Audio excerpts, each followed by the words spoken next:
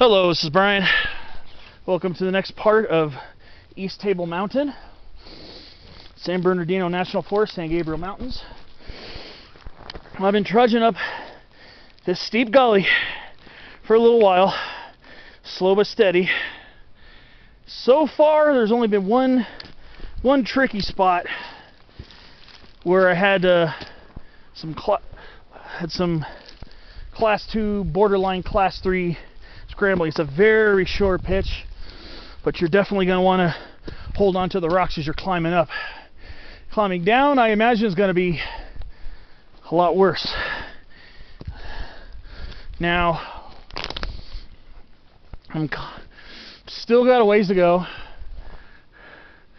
but you got a fork here. You can either go up this, which looks like a Class 3, maybe tough Class 2, maybe. It's hard to judge it from here. I'm going to try to probably bank to the left here. Looks like it might be a little more gradual.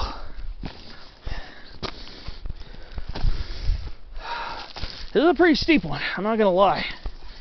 But so far, as of now, comparing this to the Scotty mountain hike, which I now compare all cross-country gully climbs to, this is not nearly as hard. I'm not in the best of shape because my hiking's a lot more irregular, but I'm trying to get out as much as I can. My days off are split, so I really don't get involved with a lot of really super tough hikes, because if I do a really tough hike, I'm going to want the next day off to rest. I mean, so far, this is steep, but it's pretty doable. I mean, anybody with at least some decent physical prowess should be able to do this with good balance. You gotta have some good balance, because sometimes walking over these little pinyon pine cones make it a little slippery, and the dirt's a little loose in spots. But I will say, I've had a lot worse.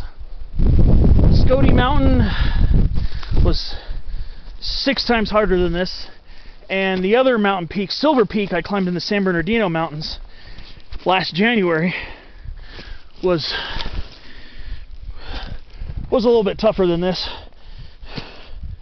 Not as tough as Scotty, but that's the toughest cross-country hike I've ever done.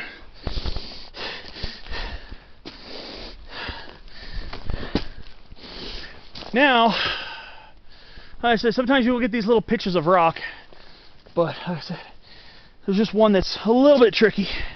You're gonna definitely want to use your hands and feet to balance and even pull you up a little bit. And using your hands to pull you up sometimes means usually that's kind of the definition of Class 3 scrambling. But I think I still got quite a ways to go before I get to the ridge. Most of my elevation gain will be done before getting to the ridge.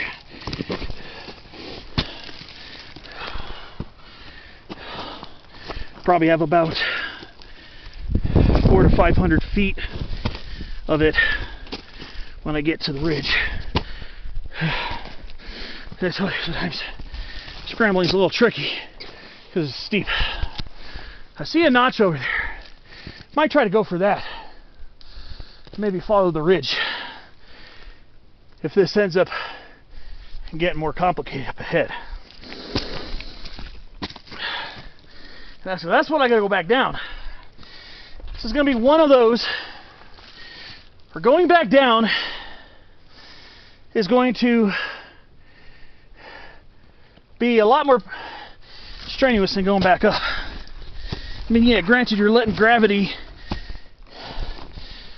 you're working with gravity instead of against it, like when you're climbing, but that same gravity will tend to give you too much momentum, and that's where people run into trouble.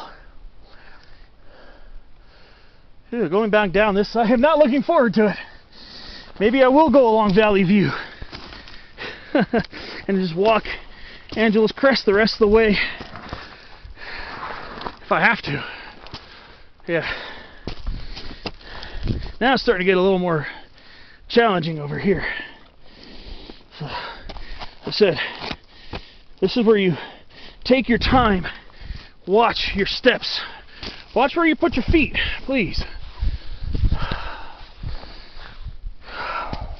But again, I guess still it's not as bad as Scotty Mountain. It's starting to get a little more complicated, a little more strenuous now, but it's still Scotty, even on the class, or even on the dirt, when you don't have to scramble over rocks. The dirt's very loose. All right. Whew.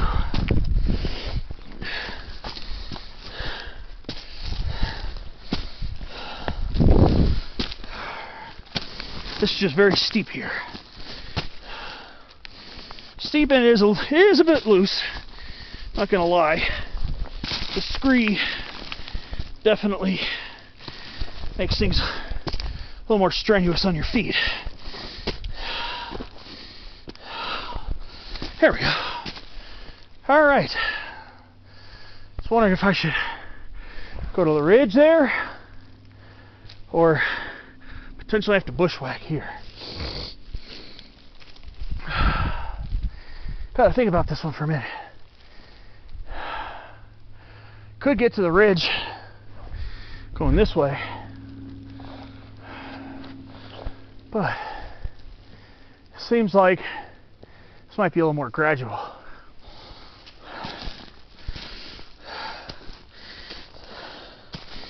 The best advice I can give during cross country is try to learn as much about the area as you can before you hike it.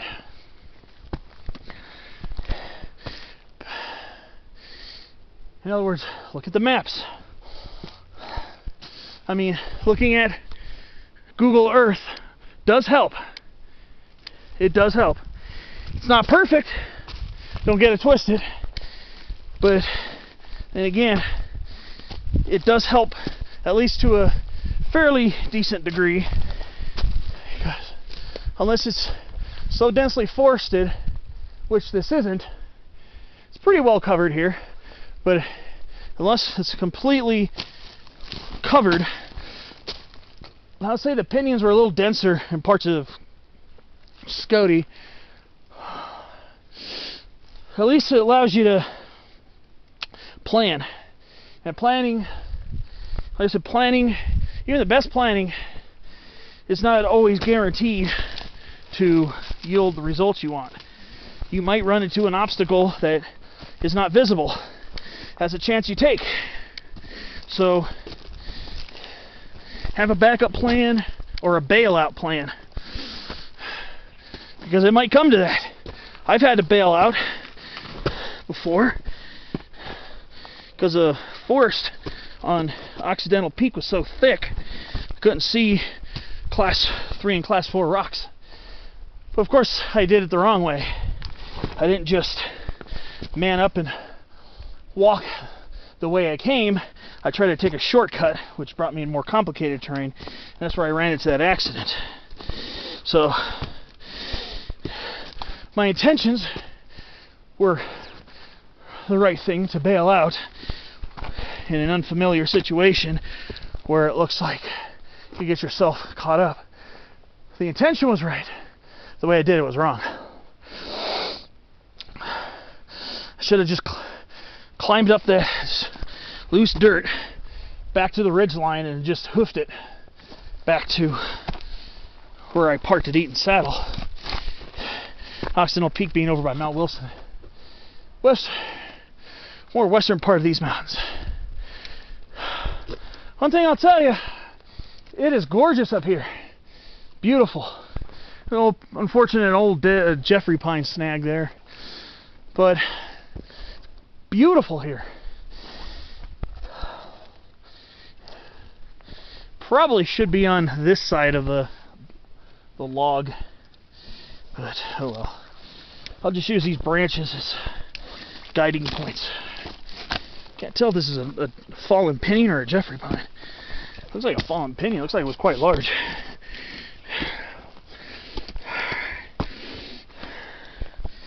Whew. Yeah, we're definitely in Class 2 terrain now.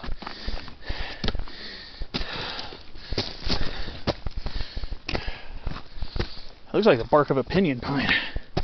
Must have been a pretty darn big one. Alright. Alright. I think what I'm going to do is I'm going to try to go to that notch over there.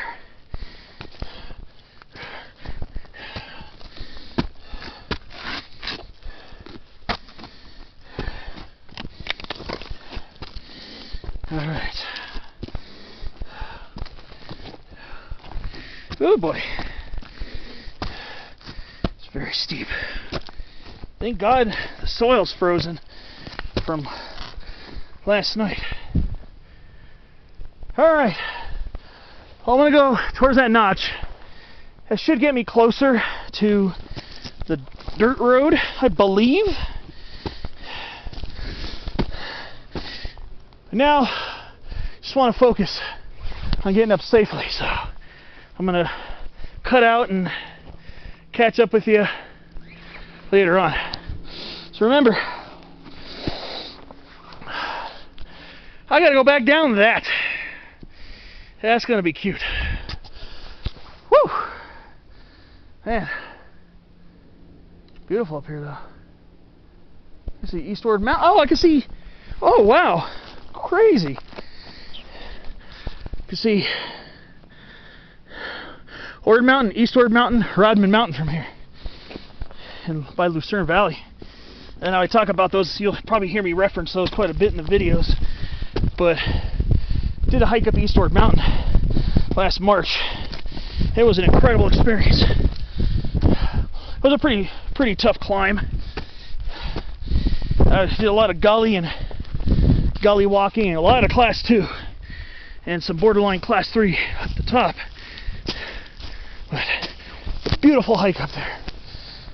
No trees. It's all, stunted desert shrubs, but it's beautiful. Alright, I'm going to stop yapping for a while. Start yapping and start focusing on getting up to the top of this craziness here. Alright, I'll see you in a little bit.